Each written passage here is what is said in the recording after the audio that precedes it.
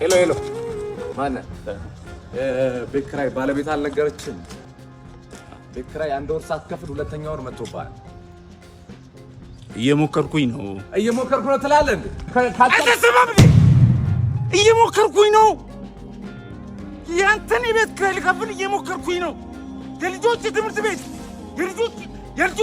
ልከፍል እየሞከርኩኝ ነው። የሚበሉት አጥተው እየሞከርኩኝ ባለቤት ለማውጣት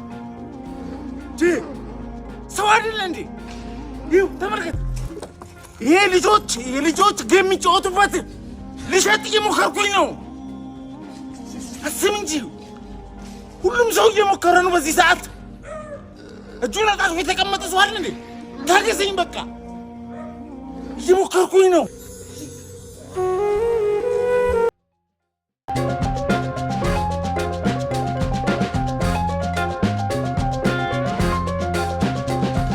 እንዴት ነው እንቅስቃሴ? የ10 ሰዓቱ ነው የ8 ሰዓቱ ነው? ሻውን 8 10 12 አረ ፊልማ በሁለት ሰዓት ኢዮብ ዳዊት ማርያም እንዴት ነው እንዴ? የኔ ቆነጃጅት ወይ ስጢፊ እንዴት አባክሽ ነው ደግሞ ያማረብሽ ዛሬ በእናትሽ። ስጢፊ አታሽኮርመኝ። ኢዮብ ወይ እንዴት ነሽ? አለን ቲንክ ስጢፊ ምን ላድርግ ዛሬ በቃ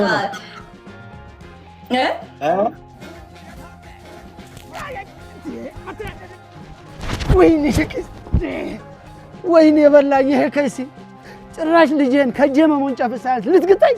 እኔንም እንዲህ ነበር አንጀቴን ሲግጡት የኖሩት። እርሶ ሰው ኖት እንዴ? እኔና እሷን ለመለያየት ምን ያልፈነቀሉት ድንጋይ አለ? የማንም ቅሪላ ልጄን አይወስዳትም ብለው ያንጓጠጡኝን የምረሳሎት እንዳይመስሉት። ይኸው ልጅቷን ከሁሉም ሰዎች አለያይተዋት የሰርጓ ቀን እንኳን የሚመጣ አንድ ሰው ጠፋ።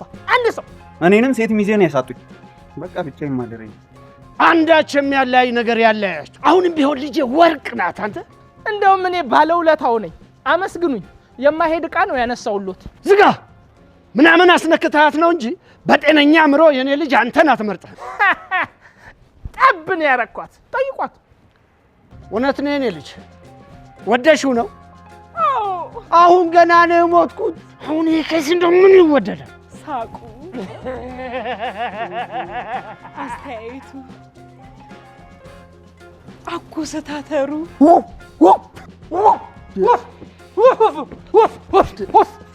የኔ ልጅ እርግጠኛ ነኝ ይሄ እብድ ውሻ ነክሶታል። ተከትቧል አባ።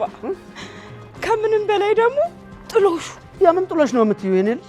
ለእኔ ለአባትሽ አንድ ካልሲ ያልገዛ ሰው የምን ጥሎሽ?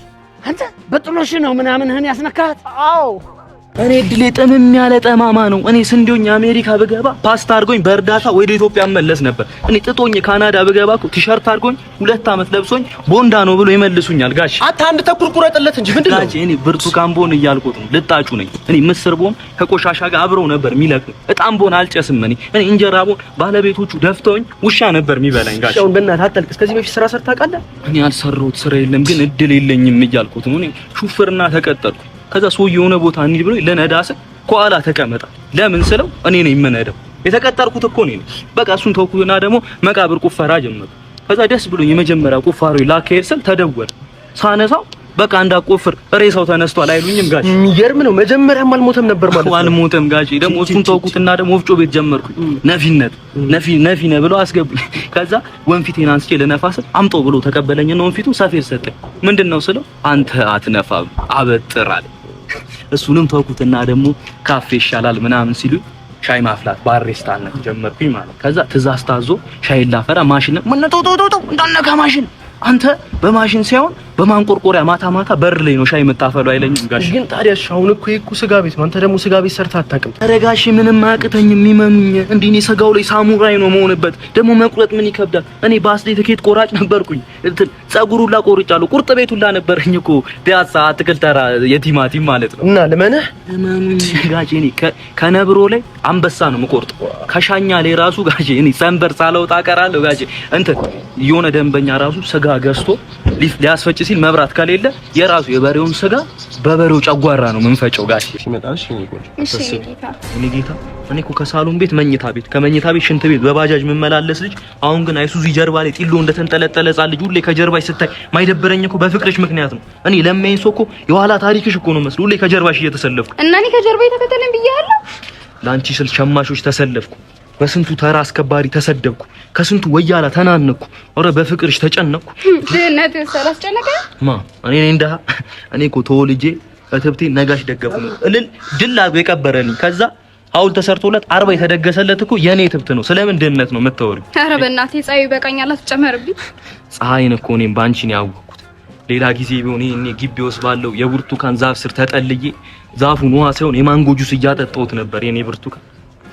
የዛሬው ፀሐይ ደግሞ ፀሐይ ላይ ጥላሽ ነኝ፣ ጨረቃ ላይ ደግሞ ኮከብሽ። አሁን ባለበት ወደ ጴንጤ ስገባ ማዘር ምን አሉ? እውነቱን ሳትዋሽ ጌታን የኔን ባህሪ ስለሚያውቁት ምንም ማለት ይመለሳል። ወይ ጽናት እያረገረ እማዬ ያለችውን ልንገርህ። አለች ልጄ አንተ እኮ ታስቀኛለህ አለች። እና ከመቤቴ የት ልትሄዳለህ?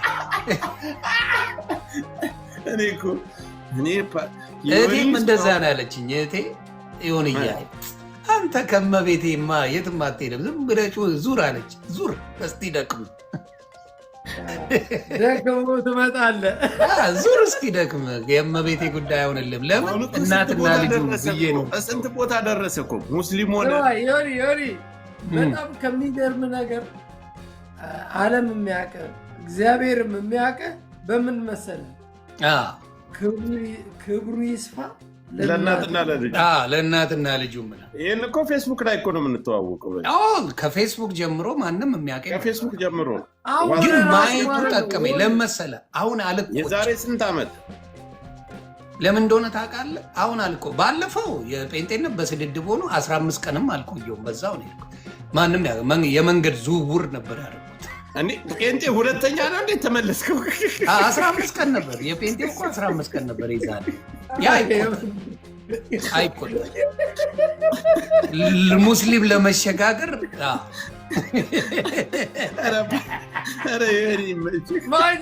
የዛኔ ጥምቀትም ምንም የለው ወፍ የለም። የዛኔ ለባሉ ድምቀት ነው። እኔ አሁን ለገንዳው ለመጥበቁ ለገንዳው ሁሉ ወጪ አወጡት። ወጭ ያ ነገር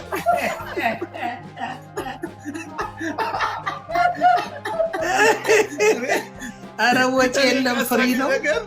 ስማ ጃፒን የካሳቀኝ ነገር የመኩና የእንትና የማቲ ስጋ የሚበላው ማቲ አሜሪካ ማቲ ጥሬ ስጋ እነሱ ኦርቶዶክሱ ነው።